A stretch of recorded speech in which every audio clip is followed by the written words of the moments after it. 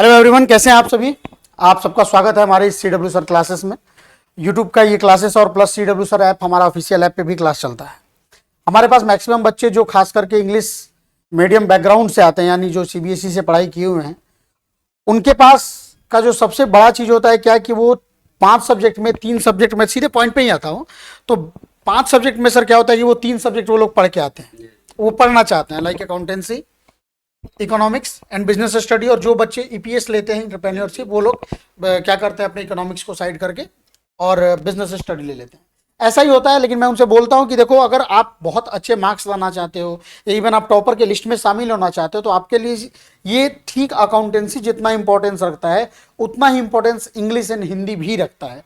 तो यदि आपका सब्जेक्ट क्लास 12th में हिंदी एंड इंग्लिश है, तो आपको सबसे पहले इसके बारे में नॉलेज होना चाहिए। जैसे कि आप लोग बोलते हैं कि सर कोई बात नहीं, लिटरेचर है वो हम देख लेंगे, या ग्रामेटिकल है सर, हमारा ग्रामर बहुत बढ़िया। लेकिन क्या होता है कि क्लास वाइज जो होता है, ग्रामर का लेवल थोड़ा सा अप एंड डाउन चलता रहता है। तो मैं बच्चों को यही कहता हूं कि भाई आप लोग एटलीस्ट उसके बारे में, सिलेबस के बारे में जानकारी रखिए, और जो भी प्रॉब्लम है आप एक बार डिस्कस करिए किसी ऐसे टीचर से जिनके पास ऑलरेडी एक्सपीरियंस है।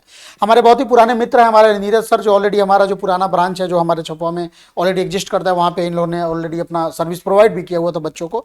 बट किसी कारणवश हमारा थोड़ा सा गैपिंग आया था। बट एक बार फिर से हम चाहते हैं कि इनसे एक मिलाप हुआ है, तो मैं चाहता हूँ कि आपके सामने ये एक बार सिलेबस डिस्कस कर लें, एंड देन आफ्टर हम बच्चों से बात करेंगे। अगर आपको इस टॉपिक पे इंटरेस्ट होगा तो आप कमेंट बॉक्स में दीजिएगा, या आप मुझे डायरेक्ट व्हाट्सअप मैसेज के थ्रू भी, जो हमारा ऑफिशियल नंबर है उस पर आप मैसेज करके आप मुझे बता सकते हैं यदि क्लास को कंटिन्यू करना हो। तो सबसे पहले चलिए मैं सीधे टू द पॉइंट लेके फिर से आता हूं और मैं बात करता हूं। नीरज सर है, बाकी अपने बारे में ये बता देंगे, और सिलेबस के बारे में सर फुल टू आप बच्चों को नॉलेज दीजिएगी, सिलेबस में किस लेवल पे जाके कितना इनको पढ़ाई करना पड़ेगा। ठीक है सर, तो चलिए, स्वागत है आपका फर्स्ट टाइम हमारे इस चैनल। ये लीजिए सर आपका।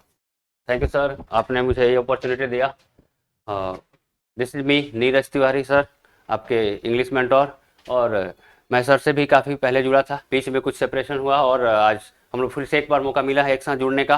तो मैं चाहूँगा कि सबसे पहले आज हम सिलेबस डिस्कस करते हैं कि एक्चुअली आप 12th में हैं, बेहतर मार्क्स लाना चाहते हैं, तो एक्चुअली आपको 12th में पढ़ने क्या क्या होते हैं, राइट।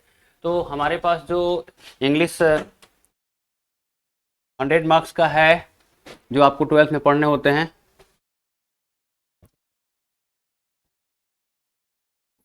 ये इंग्लिश जो 100 मार्क्स के लिए हम बेचैन रहते हैं 12th में, इसका सिलेबस एक बार डिस्कस करते हैं। इसमें जो 50% क्वेश्चन आते हैं वो ऑब्जेक्टिव हैं, जो अभी 2024 जो एग्ज़ाम हुआ है उस बेसिस पे मैं आपको बता रहा हूँ। और दूसरा जो 50% हिस्सा होता है वो सब्जेक्टिव का होता है, यानी ये जो 50% ऑब्जेक्टिव हैं इसको आपको OMR कलर करना होता है, राइट। सही ऑप्शन सेलेक्ट करके आपको कलर करना होता है। और ये जो 50% सब्जेक्टिव हैं इसको आपको लिखने पड़ते हैं, क्वेश्चन आंसर्स होते हैं, समरीज लिखने होते हैं, ट्रांसलेशन वगैरह होते हैं, सब उसमें आते हैं। तो देखते हैं कि ये जो 50% ऑब्जेक्टिव होगा, यानी 60 क्वेश्चन रहते हैं, 60 में से आपको कोई 50 अटैम्प्ट करने होते हैं। तो इसमें से भी 50% जो होगा वो ग्रामर सेक्शन से रहता है, राइट।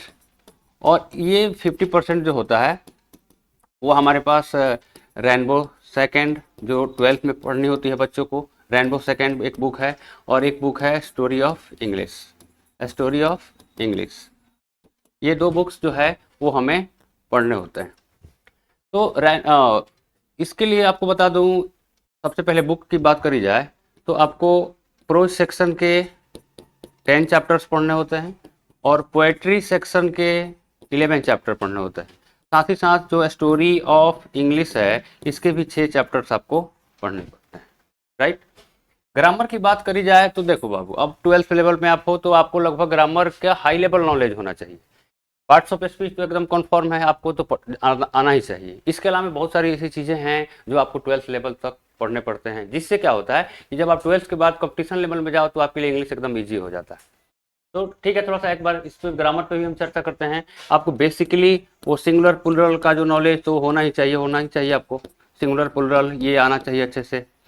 पार्ट्स ऑफ स्पीच में अगर हम बात करें पार्ट्स ऑफ स्पीच की, तो आपको प्रोनाउन चैप्टर है, इसमें से प्रश्न आते हैं। फिर आपको एडजेक्टिव चैप्टर्स हैं, इसमें से प्रश्न आते हैं बोर्ड एग्जाम्स में। फिर आपको एडवर्ब भी पढ़ने हैं 12th में, आपको प्रेपोजिशंस भी पढ़ने हैं,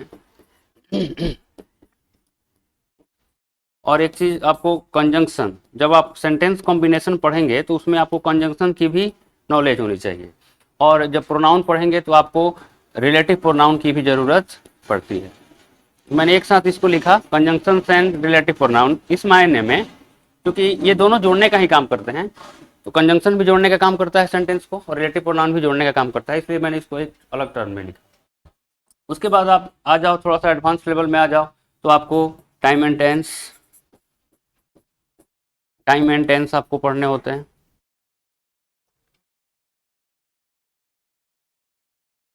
टाइम एंड टेंस पढ़ने होते हैं, फिर आपको वॉइस पढ़ने होते हैं, आपको नरेशन पढ़ने होते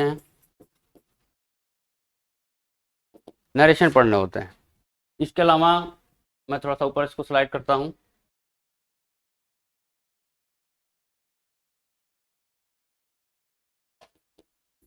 एक आता है सब्जेक्ट वर्ब एग्रीमेंट, जिसको आप सिंटेक्स के नाम से भी जानते हैं। इसमें किस सब्जेक्ट के साथ कैसे वर्ब को आपको प्लेस करना है, ये सब सारी चीज़ें उसमें सीखनी होती है। इसके बाद आपको मिलेगा नॉन फाइनाइट वर्ब में आ जाइए तो आपको इन्फिनेटिव भी जानकारी में आना चाहिए। इन्फिनेटिव एक आता है जेरंड, ये भी पता होना चाहिए, और एक आता है पार्टिसिपल। ये नॉन फाइनाइट वर्ब के ही टाइप्स हैं, लेकिन आपको ये तीनों आना चाहिए। उसके बाद आपको एक मिलता है कॉम्बिनेशन ऑफ सेंटेंस। कॉम्बिनेशन मैंने अभी आप बताया था, कंजंक्शन जब मैंने लिखा था तो उसमें कहा था कि कॉम्बिनेशन ऑफ सेंटेंस मतलब कि दो सेंटेंसेस दिए रहते हैं, आपको सुटेबल कंजंक्शन का यूज करके उसको कंबाइन करना होता है, उसे जोड़ना होता है, ठीक। उसके बाद आपको एक होता है ट्रांसफॉर्मेशन ऑफ सेंटेंस। ट्रांसफॉर्मेशन मतलब ये हुआ कि कोई असर्टिव सेंटेंस दे दिया, आपको उसे ऑप्टेटिव में चेंज करना है, इंटरोगेटिव में चेंज करना है, एक टाइप के सेंटेंस को दूसरे टाइप में कन्वर्ट करना होता है। बट उसमें एक चीज़ ध्यान रखना होता है कि जो उसमें का भाव है, मीनिंग है, वो चेंज नहीं होना चाहिए। एक तरह से आप इसको इंटरचेंज ऑफ सेंटेंस भी कर सकते हैं, हालांकि मैं यहाँ पे आपको ट्रांसफॉर्मेशन ऑफ सेंटेंस से बता रहा हूँ। इसके अलावा आपको डिग्री पढ़ने होते हैं। डिग्री, एडजेक्टिव्स की डिग्री, एडवर्ब के भी डिग्री होते हैं, और positive degree, comparative degree, superlative degree, उसको इंटरचेंज करना, तो वो चीज़ भी आपको सीखना पड़ता है। इसके अलावा एक आता है रिमूव टू मतलब सेंटेंस में ये TOO वाला टू, ये टू दिया रहता है, आपको उसे रिमूव करना होता है, हटाना होता है, लेकिन सेंटेंस का कोई सेंस नहीं बदलना चाहिए, भाव नहीं बदलना चाहिए। बहुत सारे ग्रामेटिकल टॉपिक्स हैं, बेसिकली आपको इतनी सारी चीज़ों को पढ़ना होता है। हाँ, वर्ब में एक टॉपिक्स हम लोग मिस कर रहे हैं, मॉडल्स। हेल्पिंग वर्ब के अंतर्गत आपको एक मॉडल्स भी पढ़ने होते हैं, जिसको आप मॉडल ऑक्सिलरी वर्ब भी कहते हो। ये सब सारे ग्रामेटिकली टर्म्स के हो गए। तो आई होप आपको पता चला होगा कि ग्रामर में से इतने सारे टॉपिक्स को हमें तो आना ही चाहिए। हालांकि आप 12th के स्टूडेंट हैं तो आपका इंग्लिश ग्रामर का लेवल थोड़ा सा और हाई रहना ही चाहिए, एडवांस लेवल में आपको सीखना ही चाहिए। इसके अलावा अगर आपके साथ हमें जुड़ने का मौका मिलता है तो बहुत सारी इतनी बेसिक से लेके पूरा एडवांस लेवल तक आपको सारी चीज़ें बताई जाएगी, कि इन फ्यूचर भी आप कंपटीशन लेवल में भी जाओ तो आपको किसी तरह की दुविधा नहीं हो इंग्लिश में। तो ये तो ग्रामेटिकल पार्ट हो गया। इसके अलावा सर इसको जूम थोड़ा सा छोटा, सॉरी फर्स्ट टाइम यूजर हैं सर, तो इसकी हाँ वजह थोड़ा से सा परेशानी हो रही है। नेक्स्ट पेज पे यहाँ प्लस कर दीजिए, अच्छा नेक्स्ट ठीक पेज है, पे चले जाइए। वो चीज़ मैंने जो आपको बताया था, फिर ये तो ऑब्जेक्टिव वाला पार्ट हमने बता दिया कि आपको एक्चुअली ग्रामर में क्या क्या पढ़ना है। और फिर उधर हमने जो बताया था रेनबो सेकंड से, तो उसमें जब आपको लिटरेचर पढ़ाया जाएगा तो उससे जो ऑब्जेक्टिव्स आते हैं, जैसे आपको इंडियन सिविलाइजेशन एंड कल्चर है फर्स्ट चैप्टर, महात्मा गांधी का लिखा हुआ, तो वो आपसे पूछ सकता है कि who has written the Indian civilization and culture. तो ऑप्शन 4 रहेगा, हाँ 4 ऑप्शंस रहते हैं, उसमें से आपको एक सेलेक्ट करने होते हैं, तो उस तरह से ऑब्जेक्टिव वो क्लियर हो जाएंगे। रही बात अब 50% सब्जेक्टिव्स की, या जो 50 मार्क्स के हमारे पास जो सब्जेक्टिव्स होते हैं, 50 मार्क्स के जो सब्जेक्टिव पेपर जिसको आपको आंसर शीट पे लिखना होता है, उसमें मैं आपको एक बार क्लियर कर दूं क्या क्या चीज़ होता है, क्या क्या आपको लिखना होता है। तो सबसे पहले आप ध्यान रखो, एक लेटर राइटिंग होता है। लेटर राइटिंग ये 5 मार्क्स के होते हैं। एक कहीं भी आपको एक लेटर दे देगा किसी के, जैसे आप प्रिंसिपल के पास ही कोई लीव के लिए लेटर लिखते हो, इस तरह का कोई लेटर रहेगा 5 मार्क्स के। फिर आपके पास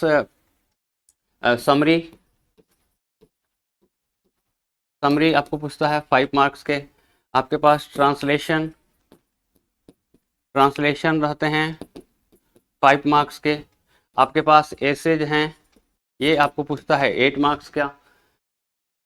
ये हो गया 5 5 10 5 15 8 23 लेटर राइटिंग। उसके बाद आपको राइटर नेम मैचिंग एक आता है, writer name matching. Writer name matching कहने का मतलब है कि वो चैप्टर्स का नाम दे देगा और उसके राइटर्स का नाम दे देगा, आपको मैच करना होता है। वो आता है 5 मार्क्स का।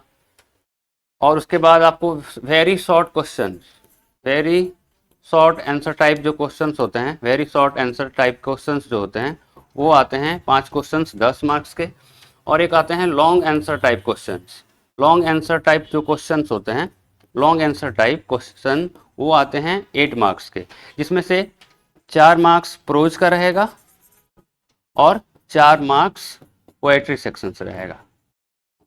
और लास्ट आपको एक मिलता है कॉम्प्रीहेंशन। कॉम्प्रीहेंशन थोड़ा पैसेज कुछ दे दिया और उसकी बेस्ट आपसे क्वेश्चंस पूछता है। आई होप 5 10 15 8 23 5 28 10 38 8 46 4 50, ये 50 मार्क्स हो गए टोटल आपके सब्जेक्टिव पे, जिसमें आपको एक लेटर राइटिंग रहेगा 5 मार्क्स का, एक किसी एक चैप्टर का, एक प्रोज का और एक पोएट्री का, 2 रहेगा। बच्चों को हालांकि पोएट्री सेक्शन का ही समरी लिखना आसान पड़ता है, वो एक समरी लिखना होगा। ट्रांसलेशन 5 मार्क्स के आपको बनाने होते हैं 5।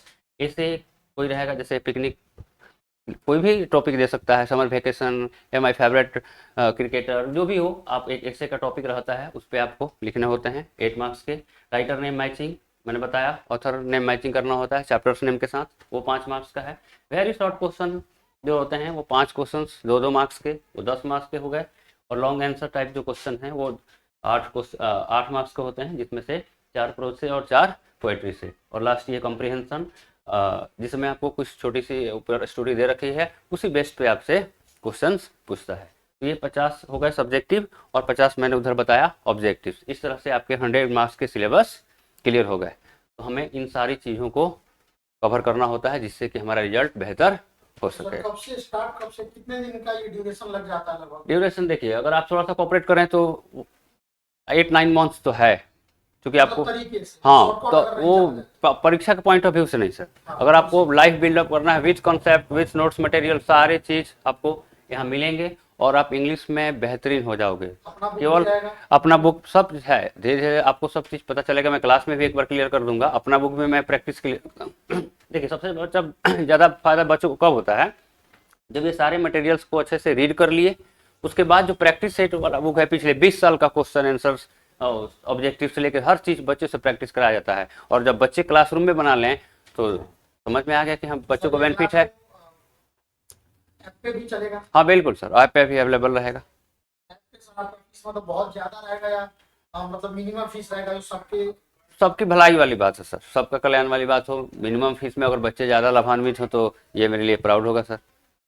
बच्चे ज़्यादा से ज़्यादा हाँ, तो बहुत जल्द लोग अगर रिस्पॉन्स जैसा आप लोग का रिस्पॉन्स है, आप लोग एक बार सर से कांटेक्ट करेंगे, मैं आपको ऐप पर भी क्लास लेके मिलूंगा और आप डेफिनेटली ऐसा महसूस करोगे कि हम कुछ नया सीख रहे हैं, इंग्लिश में बेहतर हो रहे हैं।